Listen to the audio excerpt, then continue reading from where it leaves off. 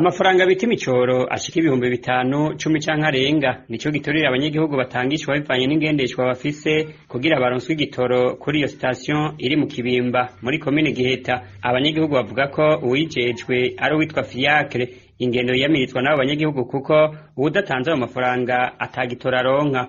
Igitoro carabuze mu ntara ya Gitega kiyaguye kuronka, ariko rero ikibazo kihari niyo kibonetse hari nk'isitasiyo yo mu Kibimba yo kwa Fiacre twe kugira tukironke ni ingorane, ni ukuvuga kugira uhanyweshe nta moto nimwe ushaka kunywesha idatanze 5 ayaba ari make, ugasanga imoto yinjiye kuri VIP yoyo agatanga 10 y'imicoro kugira anyweshe, imodoka nizo zahara n'iziriha 30 ngo ni za VIP, ugasanga hari umuntu yahabaye kuva mu gatondo atigeze aronka. Naho aya manyanga akorwa izuba riva, isoko ryacu muri komine Giheta rivuga ko atanumwe yubahuka kugira ico avuga kuko bivugwa ko iyo sitasiyo yoba ari y'umukuru w'igihugu. Igitoro kinze kiboneka bateza kugitanga mu mutekano, ata bintu vy'amanyanga abayemwo, umuntu akanywera kw'ipompa risha ry'amahera ateza kuriya. Mubwo ibi bintu bita ngo ni imicoro birabangamye gose. Ivyo biva kuko ngo kwari kwa perezida benshi be barahatinya, nta n'ubahuka no kuvuga ivyo biba biriko birakorwa. Abanywesha igitoro kuri iyo sitasiyo ya Fiacre yo mu Kibimba muri komine Giheta basaba bashimitse abajejwe intwaro mu ntara ya Gitega